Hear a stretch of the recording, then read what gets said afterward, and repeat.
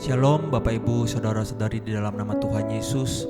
Pada hari ini kita akan menyiapkan hati dan pikiran kita untuk dapat memuji dan memuliakan nama Tuhan. Sebelum itu kita bersatu di dalam doa. Bapa, kami sungguh mengucap syukur kepadamu untuk pada hari ini kami menyiapkan hati dan pikiran kami untuk dapat ditaburi kebenaran firman Tuhan. Untuk itu Tuhan, urapi setiap hamba-Mu, setiap hamba Tuhan yang melayani. Terima kasih Tuhan. Inilah doa ucapan syukur kami hanya di dalam nama Tuhan Yesus. Haleluya. Amin. Dalam Kristus ku berikan kemuliaan atas kemenanganku. Sungguh ku terpesona akan kekuatan dan kuasa-Mu. Oh, tak dapat ku mengukurnya, namun semuanya tak dapat melampaui anugerah-Mu yang ku terima dalam Kristus. Ku percaya ada kemuliaan di balik salib-Mu. Akan ku nyatakan kemenangan dari-Mu, kekuatanku, harapanku dalam Kristus.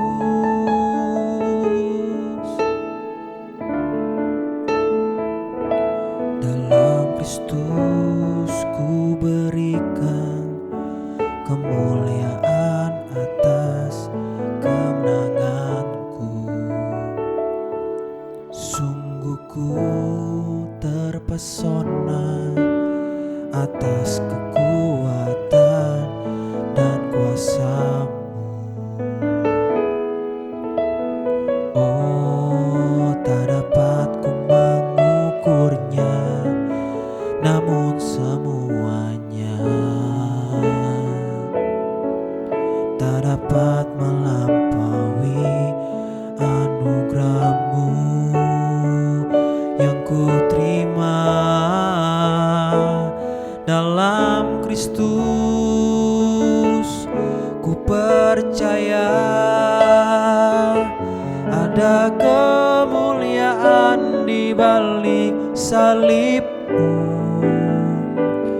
Akan ku nyatakan kemenangan dari-Mu, kekuatanku, harapanku dalam Kristus.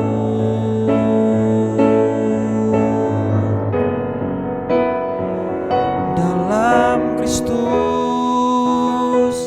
ku percaya ada kemuliaan di balik salib-Mu. Kan ku nyatakan kemenangan dari-Mu, kekuatanku, harapanku dalam Kristus.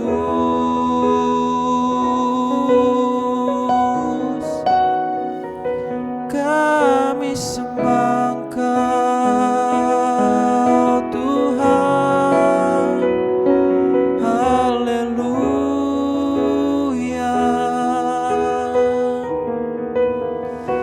Kemuliaan bagi nama-Mu Tuhan.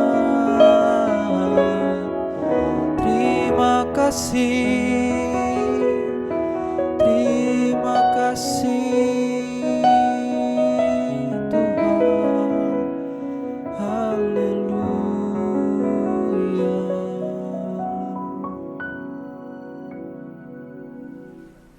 Ya, kita sudah memuji Tuhan dan saatnya kita akan mendengarkan firman Tuhan Mari sama-sama kita berdoa. Segala pujian syukur hanya bagi nama-Mu Tuhan. Terima kasih atas kesempatan yang Tuhan boleh berikan dalam kehidupan kami. Saat ini kami mau mendengarkan firman Tuhan, berkatnya Tuhan yang membuat tanah hati kami menjadi tanah hati yang subur, agar setiap firman Tuhan yang boleh kami dengarkan itu bisa bertumbuh bahkan berbuah lebat dalam kehidupan kami. Terima kasih Tuhan, kami siap untuk mendengarkan firman Tuhan. Di dalam nama Tuhan Yesus Kristus kami berdoa dan mengucap syukur. Haleluya. Amin. Ya, puji Tuhan.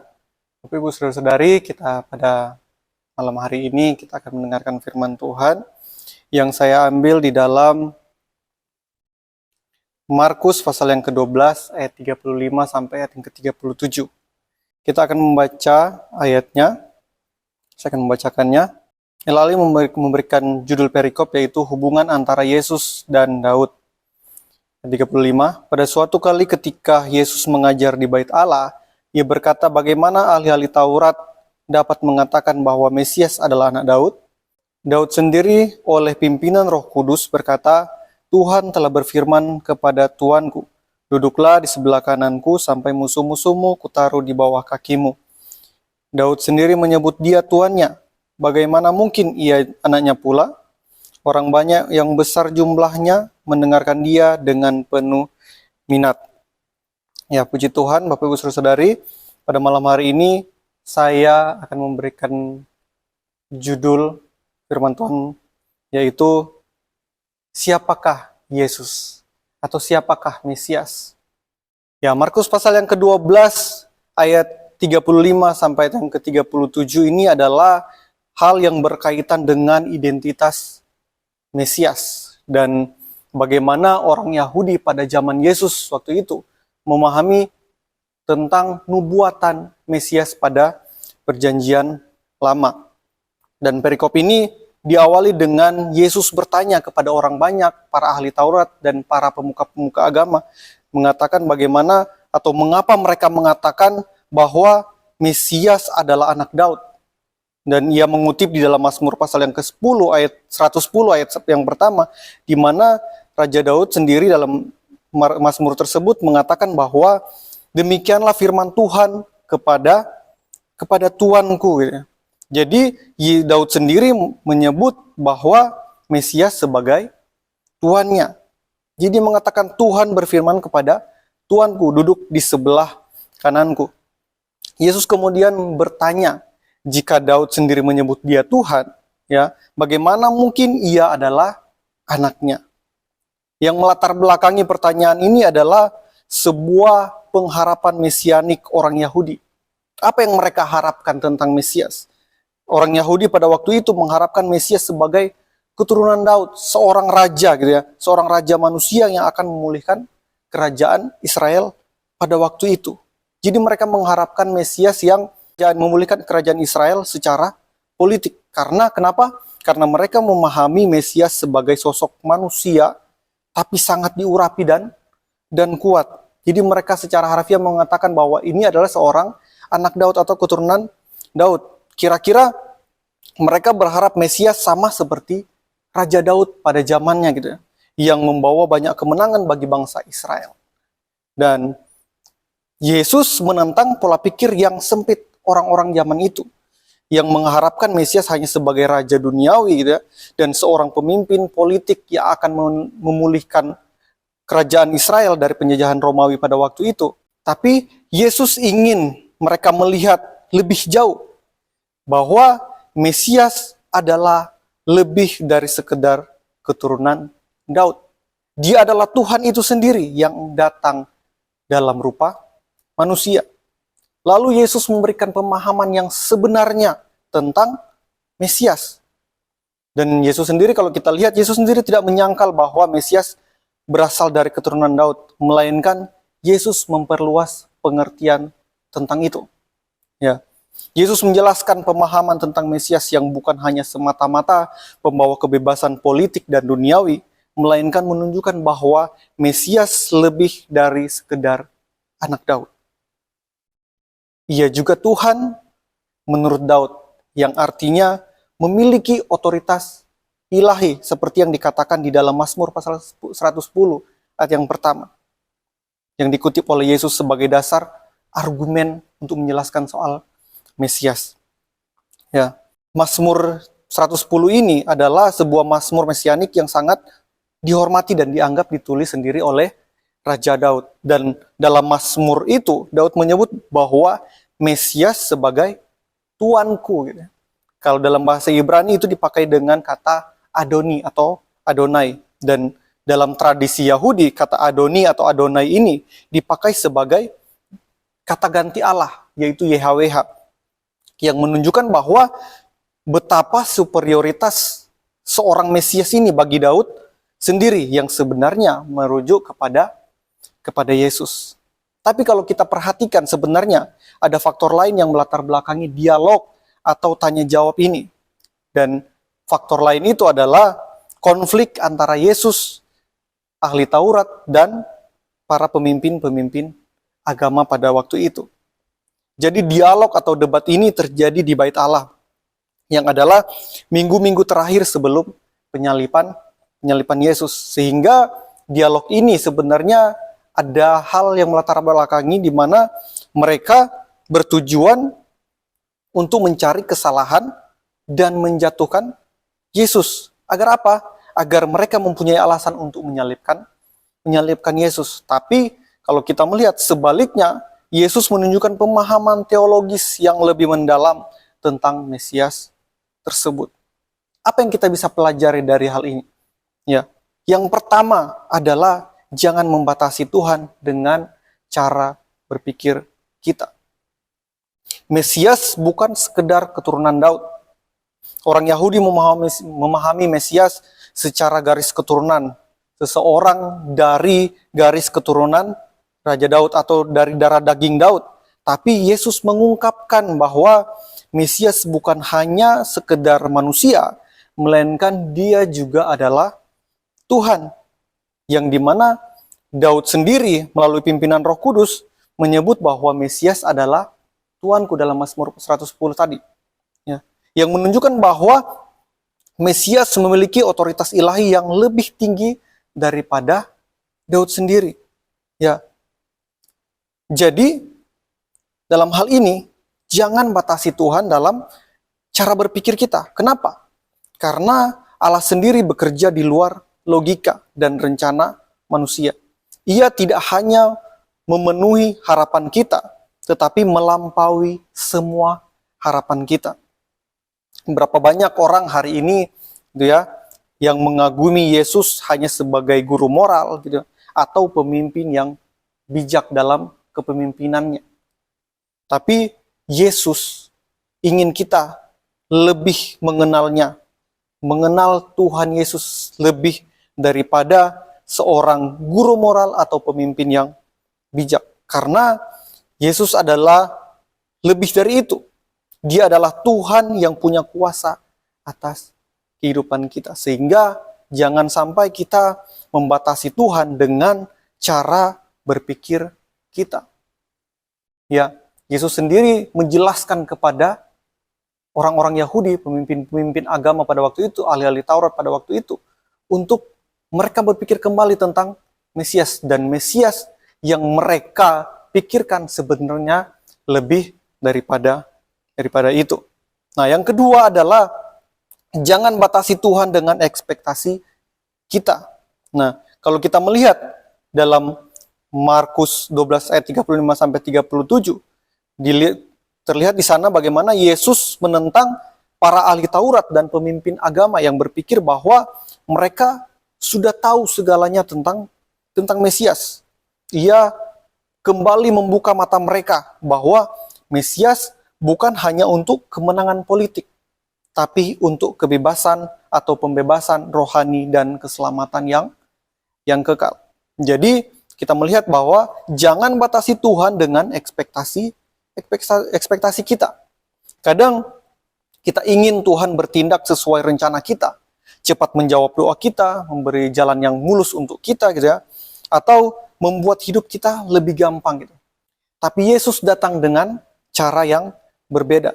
Dia tahu apa yang kita butuhkan, bukan hanya sekedar apa yang kita inginkan. Seringkali ya kita berpikir bahwa kita tahu apa yang terbaik dalam kehidupan kita, sehingga kita meminta Tuhan dalam doa kita untuk melakukan seperti apa yang kita inginkan atau yang kita doakan. Tapi di sini kita melihat bahwa Yesus mengundang kita untuk percaya kepadanya sebagai Tuhan yang jauh lebih dalam dan agung daripada pemahaman kita. Karena Dia datang bukan hanya untuk memberikan pembebasan secara jasmani, tapi Dia datang untuk memberikan kita pembebasan secara kekal, di mana kita, keselamatan jiwa kita. Yang ketiga adalah mengenal Yesus secara pribadi. Yesus adalah anak Daud, ya, secara garis keturunan, tapi di sini dikatakan Ia juga anak Allah. Ia adalah raja segala raja, gitu. Tuhan atas segala Tuhan. Iman Kristen bukan hanya soal mengagumi Yesus, tapi bagaimana kita mengakuinya sebagai Tuhan dan Juru Selamat kita, serta tunduk kepadanya. Ya. Pertanyaannya adalah, apakah Yesus hanya tokoh dalam pikiran kita, atau sudah menjadi raja dalam hati setiap kita dan hidup kita? Yesus menantang orang-orang untuk berpikir kembali, gitu ya, tentang Mesias. Dan Dia juga hari ini menantang kita. Apakah kita benar-benar mengenal Dia, mengenal Yesus?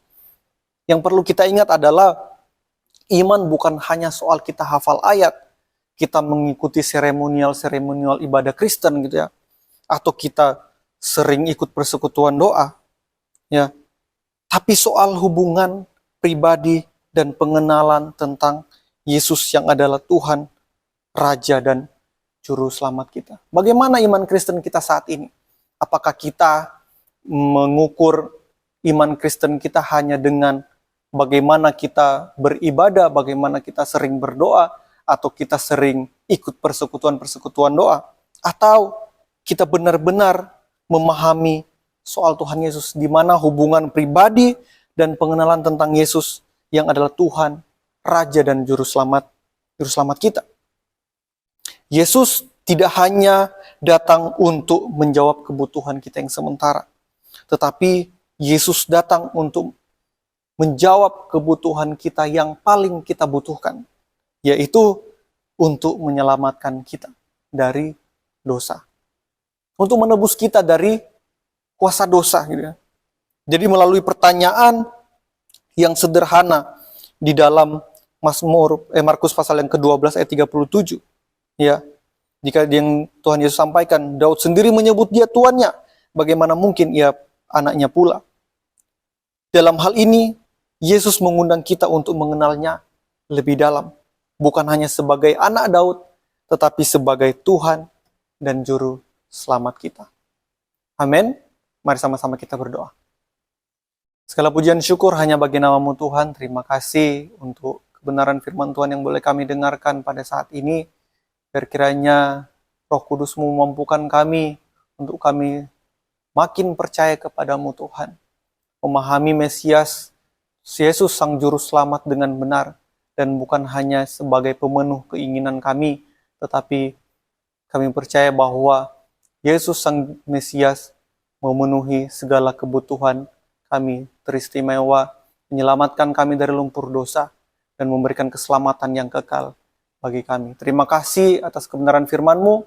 Biarkan Tuhan, Roh Kudus memampukan kami untuk menjalankan firman-Mu dalam kehidupan kami. Terima kasih Tuhan, di dalam nama Tuhan Yesus Kristus kami berdoa dan mengucap syukur. Haleluya. Amin.